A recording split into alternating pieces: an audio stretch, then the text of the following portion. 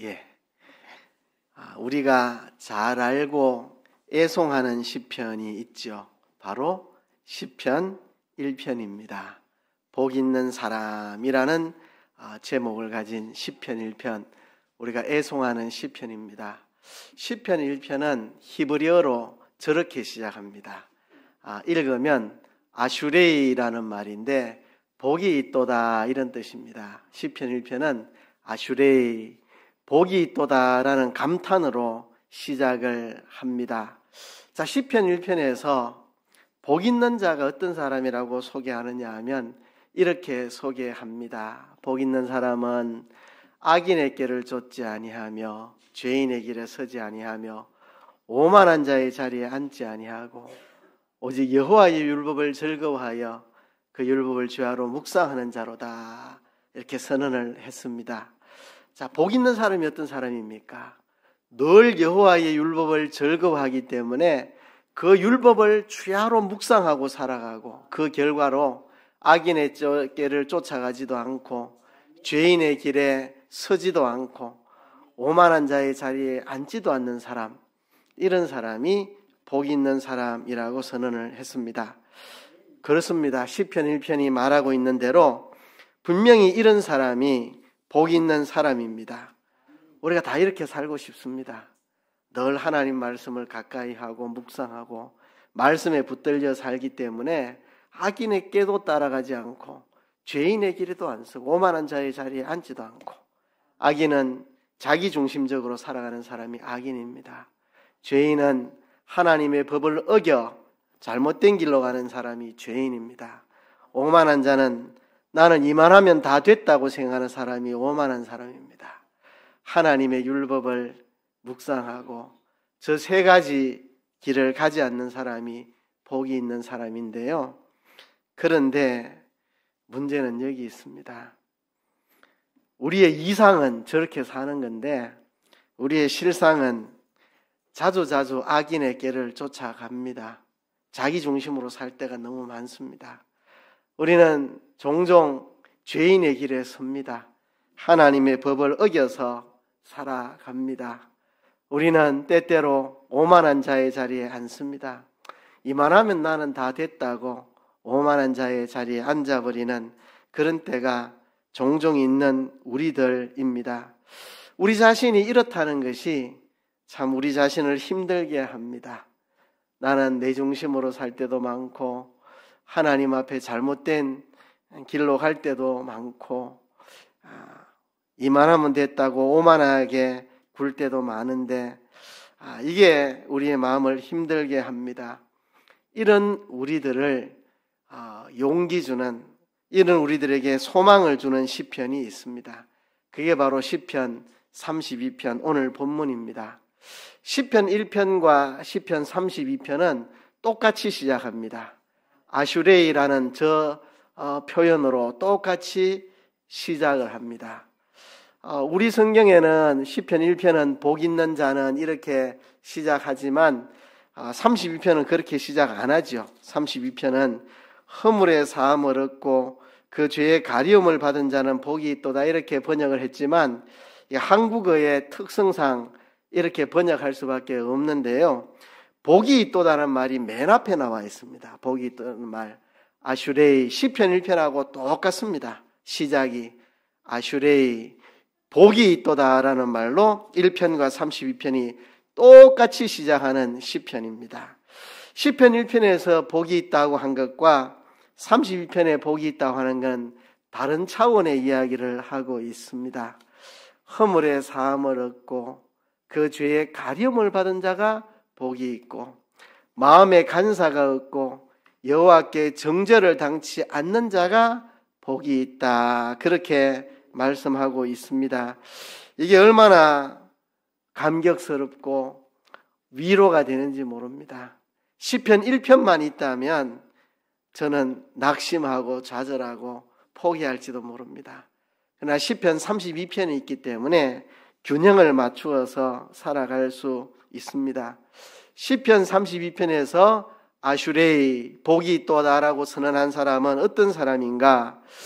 율법을 하나도 어기지 않은 사람이 아니고 죄를 지어본 경험이 전혀 없는 사람이 아닙니다.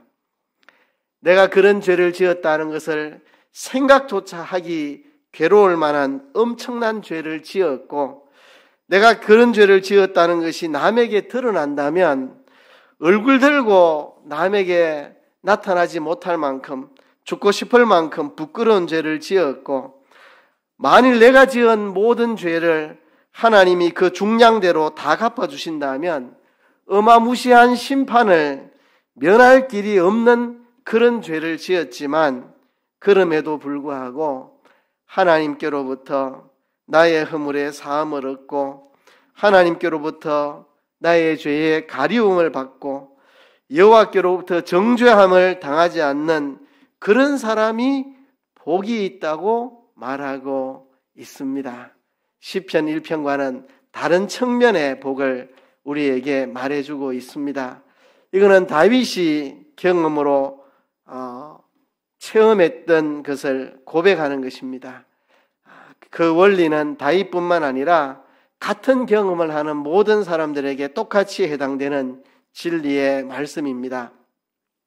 보통 이런 상황을 닥치면 내가 생각에 떠올리기도 싫을 만큼 큰 죄를 짓고 남에게 드러나면 죽고 싶을 만큼 무서운 죄를 지었고 하나님께 그대로 벌 받는다면 어떤 처벌을 받을지 모르는 그런 죄를 지었다면 보통 사람들이 어떤 태도를 취합니까? 내 인생은 이제 끝이다. 나는 가망이 없다. 나는 희망이 없다. 이제 뭐 이렇게 큰 죄를 짓고 내가 어떻게 당당하게 이 세상을 살아가나? 나는 이미 끝난 인생이다. 이렇게 포기하거나 아니면 죄책감에 눌려서 늘 괴로워하며 늘 기쁨을 잃어버린 채 살아가거나 아니면 이왕 이렇게 베린 몸 그냥 이렇게 막 사는 거지 뭐 이왕 베린 몸인데 막 한번 살아보자 하고 그 죄악을 마구 저지르며 살아가든지 아마 이런저런 모습으로 살아가게 될 것입니다. 그런데 다윗은 어떻게 이렇게 흉악한 죄를 짓고도 참으로 복된 자가 되어서 나는 정말 복된 자다. 나는 정말 복된 자다. 허물의 사함을 얻었고 이 죄의 가리움을 받아서 나는 정말 복 있는 자라고 자신이 복이 있는 자라고 외치면서 다른 사람들에게 나와 같이 복 있는 사람이 되라고 나와 같은 복을 누리라고 담대하게 외치면서 이 시편 32편을 시작할 수 있을까? 다윗은 어떻게 해서 이렇게 흉악한 죄를 짓고도 이렇게 자기를 복 있는 자라 외치며 여러분도 나와 같이 복된 사람이 되세요라고 외칠 수 있는 사람이 되었을까? 그것은 다윗이 세 가지 경험을 통과했기 때문에 그렇습니다. 다윗이 통과했던 세 가지 경험이 뭐냐? 첫째는 이런 경험입니다. 큰 죄를 짓고 그 죄를 철저하게 숨기려고 했는데 죄를 숨길 수도 없었고 고통만 당하던 경험을 다윗이 했습니다.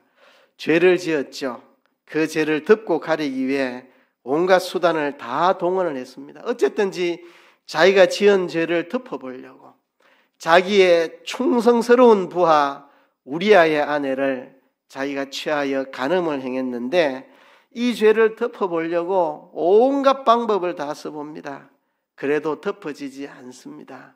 그래서 우리아를 죽게 만들어 버렸습니다. 이렇게 해놓고 끝까지 죄를 고백하지 않고 죄를 숨기고 살아가는 그 세월, 약 1년 가까운 세월 동안 다윗은 죄를 드러내지 않고 감춘 채 그렇게 살았습니다. 다윗은 자기 스스로의 죄를 가리려고 애썼지만 아무리 애써도 죄가 가려지지 않습니다. 죄를 가리려고 할수록 마음에 심한 고통만 당했지 죄를 가릴 수 있는 방법은 없었습니다. 다윗이 자신의 죄를 하나님 앞에 전부 다 낱낱이 토해내지 않고 버티고 있을 때 그는 종일 신음하면서 살았습니다. 뼈마디가 깎이는 것 같은 아픔을 경험했고, 또 하나님이 자기를 손으로 짓눌러 진액이 다 빠져버리는 것처럼 여름에 메마른 논바닥처럼 그렇게 말라 비틀어져 가는 자신을 경험하게 되었습니다.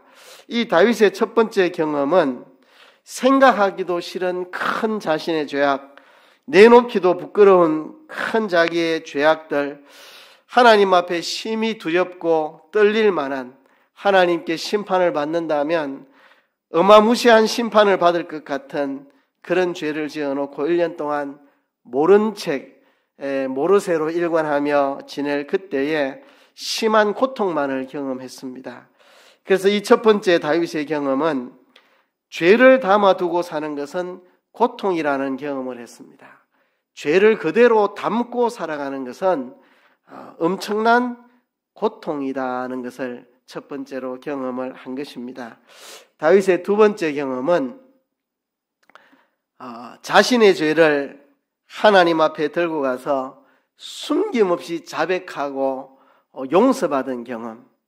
저희 글자가 이상하게 두 줄로 갈라져가지고 저래 됐는데, 자백하고 용서받은 경험입니다. 자백하고 용서받은 경험. 제가 쓰는 파워포인트 프로그램하고 아마 방송실 프로그램하고 이게 버전이 달라가지고 저런 현상이 생기는 것 같은데 조만간 해결을 하겠습니다. 자, 자백하고 용서받은 경험. 다윗은 자신의 죄를 하나님 앞에 낱낱이 다 고백하기로 결단하고 하나님 앞에 나아가서 자기 죄를 다 토하여 냈습니다. 그때 하나님이 죄를 사해 주신 놀라운 경험을 그는 체험하였습니다.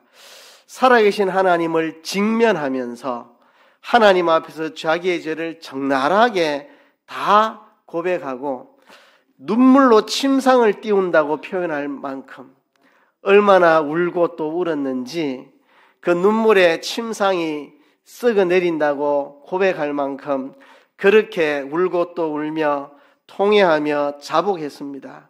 자기가 지금 당장 지은 간음죄와 살인죄 그것뿐만 아니라 자신이 그렇게 할 수밖에 없었던 자신의 죄의 근본까지 파고 들었습니다. 내가 죄악 중에 출생하였으며라고 고백을 했습니다.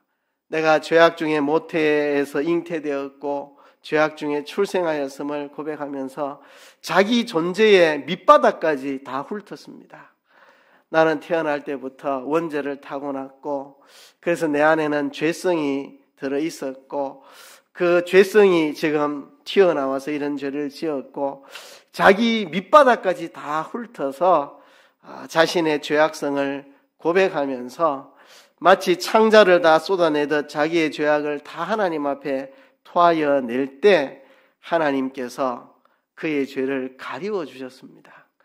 자기는 정말 자기의 죄를 자복하고 통회했는데 뜻밖의 하나님은 자기 생각지도 못한 용서를 해 주시는 겁니다. 이게 얼마나 놀라운 건지, 자기가 자기의 죄를 가리려고 할 때는 그 죄를 가릴 수가 없었는데 자기의 죄를 숨기지 않고 다 통회했더니 하나님이 그 죄를 가려주시는 역설적인 사건을 경험했습니다. 오늘 본문 1절에 보면 허물의 사함을 얻고 그 죄의 가리움을 받는 자는 복이 있다. 1절에서 죄의 가리움이라고 말을 했는데요. 5절에 보면 내 죄를 아뢰고 내 죄악을 숨기지 아니하였더니, 1절에 가리운다는 말하고 5절에 숨긴다는 말하고 이 번역을 다르게 해놔서 그렇지 같은 단어입니다. 히브리어로 같은 단어. 1절에서 자기의 죄를 가릴 때, 숨길 때, 그때는 죄를 가릴 수가 없었고 고통만 있었는데, 정작 5절에 보면 자기 죄를 숨기지 않고 드러냈더니 하나님이 내 죄를 다 사해 주셨다. 다 용서해 주셨다. 이게 역설입니다. 죄를 숨기려 할 때는 숨겨지지 않고 고통만 당했으나 죄를 숨기지 않고 드러낼 때 하나님이 그 죄를 숨겨주시고 하나님이 그 죄를 가려주시고 하나님이 나를 용서해 주시더라는 거죠. 그래서 다윗의 두 번째 경험은 회개하는 자에게 사죄의 은혜를 베푸시는 경험을 한 겁니다. 내가 정말 통회하고 자복하고 내 죄를 드러내면 하나님은 그 죄를 가려주시고 숨겨주시고 내 죄를 용서해 주시더라 하는 것입니다. 그런데 다윗의 경험은 여기서 끝나는 게 아닙니다. 내가 지은 그 죄, 간음죄, 살인죄, 그 죄를 용서해 주시는 것으로 끝나는 게 아니라 거기서 더 나아가는 경험을 그는 하였습니다. 6절에 보면 이로 인하여 무릇 경건한 자는 주를 만날 기회를 타서 주께 기도할지라. 진실로 홍수가 범람할지라도 저에게 미치지 못하리이다. 자, 이로 인하여라는 말은 앞에 자기의 죄를 다 토해냈을 때 하나님이 내 죄악을 사하여 주셨다. 이 죄 사함 받은 것으로 인하여서 경건한 자는 주를 만날 기회를 탄다. 이 말은 이 경건한 자가 어떤 자입니까? 죄를 안 지어서 경건한 자가 아니고 흉악한 죄를 지어서나 통회하고 자복하고 용서받은 자를 이제는 경건한 자로 표현을 바꾸어서 말하는 겁니다. 이로 인하여 무릇 경건한 자라고 말했으니까, 이로 인하여라 했으니까 앞에 죄를 자복하고 용서받은 이 사람을 지금 경건한 자라고 말했습니다. 그렇습니다. 죄를 자복하고 용서받은 사람은 하나님 앞에 경건한 자로 인정을 받습니다. 죄를 안 지어 경건한 자도 좋지만 죄를 지어서나 통회 자복하고 용서받아 경건한 자, 이것도 경건한 사람입니다. 이 경건한 사람은 주님을 만날 기회를 타서 주님께 기도하게 된다. 하나님께서 회개하고 용서받은 경건한 자를 만나주시고 그의 기도를 들어주신다는 겁니다. 오늘 성신낭독 시편 51편을 낭독했는데요.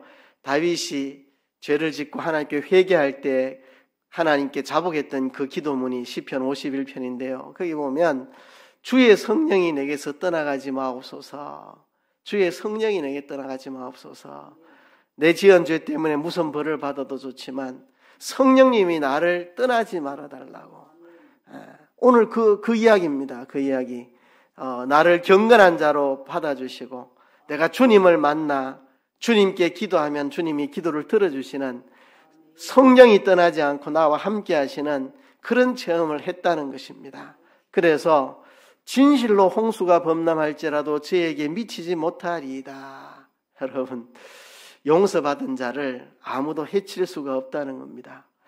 다윗은 자기가 지은 죄를 생각하면 너무 괴롭고 부끄러워 고개도 못 들 것 같고 하나님이 심판하신다면 진짜 어마무시하게 심판하실 것 같아서 죄를 숨기고 있었는데 정작 죄를 자복하고 나니 하나님이 용서해 주시고 나를 경건한 자로 받아주시고 내 기도를 들어주시고 홍수가 나도 멸망하지 않는, 홍수도 나를 멸망시킬 수 없는 하나님의 보호가 나와 함께 한다는 것을 그는 체험했습니다. 이 놀라운 경험, 용서받은 자에게 하나님은 홍수가 범람해도 미치지 못하는 하나님의 보호가 있다는 것입니다. 이런 축복이 있다는 거죠. 다윗은 자기 죄를 다 고백하면 아주 작살날 줄 알았는데, 아주 끝장날 줄 알았는데 홍수가 범람할지라도 나에게 미치지 못한다고 고백을 하는 거죠. 7절에 보면 주는 나의 은신처이오니 환난에서 나를 보호하시고 구원의 노래로 나를 애우시리이다.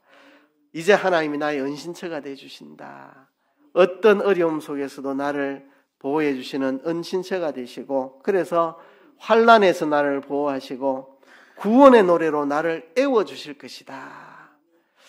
이게 다윗이 경험한 것입니다. 하나님의 용서가 이런 것이구나. 내 죄를 가려주시고 덮어주시고 내 죄를 다 사하시고 나를 경건한 자로 받아주시고 내 기도를 들어주시고 환난에서 홍수도 나를 해치지 못하도록 환난에서 나를 지키시고 나의 은신처가 되어서 나를 지키시고 구원의 노래로 나를 애우셔서 나를 보호하신다. 하나님께 그 죄를 다 자복하고 용서받은 나에게 이런 축복을 하나님이 해주신다는 것을 다윗이 경험하게 된 거죠. 세 번째 경험입니다. 다윗은 죄인에게 권면하는 경험을 합니다. 다윗이 앞에 했던 두 가지 경험, 죄를 짓고 숨겨봐야 죄가 숨겨지지도 않고 고통만 더했던 경험과 자백하고 회개했을 때 깨끗하게 용서받을 뿐만 아니라 하나님의 구원의 은총을 누릴 수 있도록 내 기도를 하나님 들어주시고 나를 경건하게 받아주시고 하나님께서 나의 은신처가 되어주시는, 나의 구원이 되어주시는 이 놀라운 사죄의 은총을 경험하고 나서, 이 두 가지 경험을 하고 나서 이제 죄인들에게 권면하는 사람, 죄인들에게 정말 간절한 마음으로, 정말 애타는 마음으로, 애끓는 마음으로 죄인들을 권면하는 사람이 된 경험을 이야기합니다. 시편 51편에 오늘 성신 낭독한데 다윗이 고백한 걸 보면, 만일 하나님이 나를 깨끗이 씻어 회복시켜 주시면 내가 죄인들에게 증거하는 사람이 되겠노라고 하는 고백이 나옵니다. 그 고백 그대로 다윗은 지금 죄인들에게 권면하는 사람이 되었습니다. 8절에 보면 내가 너의 갈 길을 가르쳐 보이고 너를 주목하여 훈계하리로다. 얼마나 당당합니까? 내가 너의 갈 길을 가르쳐 보이고 너를 주목하여 내가 너를 훈계하겠다. 죄 지은 사람 치고는 너무 당당하죠. 너무 당당하죠. 왜? 이 사죄의 놀라운 은총을 체험했기 때문에 이렇게 당당하게 죄인들을 향하여 훈계할 수 있는 겁니다. 그 훈계한 내용은 이런 내용입니다. 너희는 무지한 말이나 노새같이 되지 말지어다. 이게 무지한 말이나 노새는 무엇을 비유했을까요? 죄를 짓고 도무지 회개할 줄 모르고 뻗퉁거리고 끝까지 버티는 사람, 무지한 말이나 노새 같은 사람, 그것들은 자갈과 굴레로 단속하지 아니하면 너희에게 가까이 오지 아니하리로다. 자갈을 물리고 굴레를 씌워서 강제로 잡아당겨야 입에 통증이 있어야 끌려가는, 이렇게 말 안 듣는, 끝까지 버티는, 하나님이 강제로 굴복시키지 않으면 굴복하지 않는 말과 노새같이 죄를 지어놓고도 자복하고 회개하지 않고 끝까지 버퉁기는 그런 사람이 되지 말아라고 다윗은 죄인들을 향하여 이야기하고 있습니다. 그러면서 10절에 보면 악인에게는 많은 슬픔이 있으나 여호와를 신뢰하는 자에게는 인자하심이 두르리로다. 여기 악인은 누구를 말하겠습니까? 여기 악인은 죄를 짓고 회개하기를 거부하고 버티는 사람, 그 자를 악인이라 했습니다. 그 자에게는 많은 슬픔이 있을 것이지만 여호와를 신뢰하는 자, 여기서 여호와를 신뢰하는 자는 어떤 자입니까? 하나님 앞에 나가서 죄를 자복하면 용서해 주리라는 것을 확실히 믿고 하나님께 나아가서 자복하는 사람, 그 사람을 여호와를 신뢰하는 사람, 여호와를 신뢰하는 자에게는 인자하심이 두르리로다. 인자라는 말이 너무 좋습니다. 자격 없는 죄인을 용서하시고 그에게 은혜를 베푸시는 하나님, 바로 인자하신 하나님이죠. 다윗이 이 하나님의 인자를 경험했습니다. 시편 1편에 보면 다윗이 여호와는 복 있는 사람은 악인의 길을 쫓지 아니하며로 시작해가지고 그 시편이 대저 의인의 길은 여호와께서 인정하시나 악인의 길은 망하리로다라는 말로 끝을 내고 있고요. 또 다윗이 23편에 가서 보면 여호와는 나의 목자시니라는 말로 시작을 해가지고 마지막 끝에 가서 나의 평생의 선하심과 인자하심이 정녕 나를 따르리니 내가 여호와의 집에 영원히 거하리로다. 선하심과 인자하심, 하나님의 선하심과 인자하심이 내 평생에 나를 따를 것이다. 다윗이 다 이 체험을 하고 고백하는 것입니다. 여호와를 신뢰하는 자에게 인자하심이 두르리로다.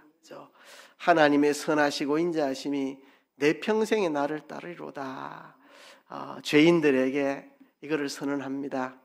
노새와 같이 말과 같이 굴복시키지 않으면 스스로 회개할 줄 모르는 그런 사람 되지 말아라. 회개하지 않는 악인들에게는 슬픔이 있지만 사죄의 은총을 신뢰하고 하나님 앞에 나오는 자는 하나님의 인자가 그를 둘러싸게 될 것이다. 하나님의 인자하심에 둘려지게 될 것이라는 거죠.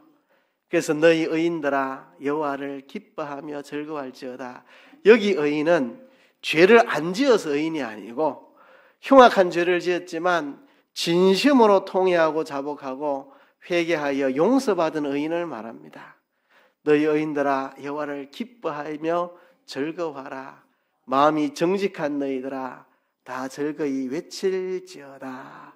여기 정직한 자도 거짓말 한번 해본 적 없는 사람을 말하는 게 아니고 자기의 거짓되고 추악한 죄악을 주님 앞에 자복하고 회개하고 용서받은 정직한 사람, 의인들과 정직한 사람들에게 기뻐하라, 즐거워하라, 즐거이 외치라고 말합니다. 여러분, 우리가 죄에 짓눌려 살지 말았으면 좋겠습니다. 여러분, 하나님이 우리에게 주신 놀라운 선물이 회개의 특권입니다. 우리 회개할 수 있는 특권을 가진 사람들입니다. 죄에 짓눌려 살아갈 필요가 없는 사람입니다. 마귀는 늘 우리를 공격합니다. 너 이런 죄 지었잖아. 너는 안 돼. 너는 가망이 없어. 포기해. 너는 안 돼. 자꾸 마귀는 우리에게 공격합니다. 그 마귀의 공격에 우리가 짓눌려서는 안 됩니다. 그래서 다윗은 즐거워하라는 말로, 기뻐하라는 말로 이 시를 끝맺고 있습니다. 허물의 사함을 받고 죄의 가리우심을 받은 자가 복이 있다는 말로 시작해서 즐거워하라. 용서받은 의인들아, 용서받은 정직한 자들아, 즐거워하고 기뻐하라고 말합니다.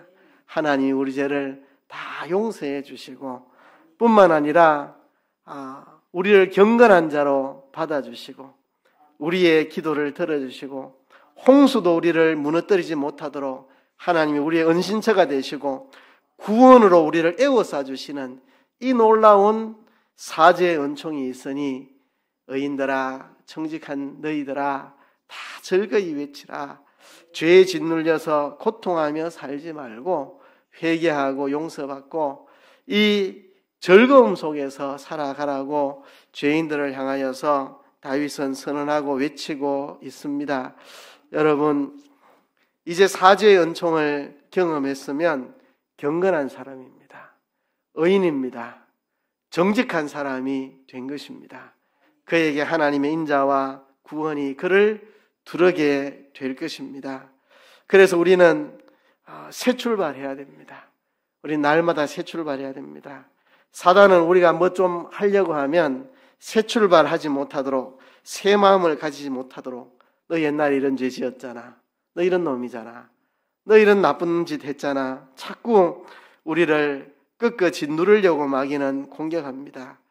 그러나 우리는 분명히 알아야 됩니다. 다윗이 고백한 것처럼 우리의 죄를 진정으로 하나님 앞에 고백하고 자백할 때에 하나님은 우리를 깨끗이 용서하시고 우리를 경건한 자로, 의로운 자로, 정직한 자로 우리를 받아주신다는 사실. 그래서 우리는 용서받고 기뻐하고 즐거워하고 즐거워 외치며 찬송하며 새로운 삶을 시작해야 될 사람입니다. 범죄로 지옥의 바닥까지 내려갔다가도 회개하고 결단하고 주님 앞에 나오니까 회복을 경험하고 하나님의 놀라운 구원의 인자하심을 맛본 다윗이 확신과 자신감에 차서 수많은 사람들을 향하여 담대하게 외치고 있는 이 시편 32편을 우리가 목도하고 있습니다. 여러분, 이것이 우리의 고백이 되고 우리의 외침이 되기를 원합니다. 우리도 다윗처럼 이런 경험을 할 수 있었으면 좋겠습니다. 첫 번째 경험은요, 우리가 죄를 숨기는 것이 아무 소용이 없다는 경험. 한 카트 위로 올려주실래요? 이게 안 넘어가네요. 죄를 짓고 숨겨봐야 고통밖에 없고 짓눌림밖에 없고 아무런 유익이 없다는 거. 그러나 우리가 다윗이 고백한 것처럼 진심으로 자신의 죄를 하나님 앞에 다 토하여내고, 우리가 음식 먹어서 취해서 안 내려가는 거 있을 때 토하여내는 것처럼 다 토하여낼 때 하나님이 온전하게 우리를 회복시켜 주시는 그 경험을 하고 사람들을 향하여서 노새와 같이 말과 같이 회개할 줄 모르고 뻗통기는 그런 불행한 사람 되지 말고 하나님 앞에 용서받고 기뻐 즐겁게 새 삶을 사는 이런 삶을 살아라고 외칠 수 있는 우리도 다윗과 같은 경험을 하고 다윗과 같은 간증자가 되기를 주의 이름으로 축복합니다. 이 시간 우리 하나님 앞에 기도합시다.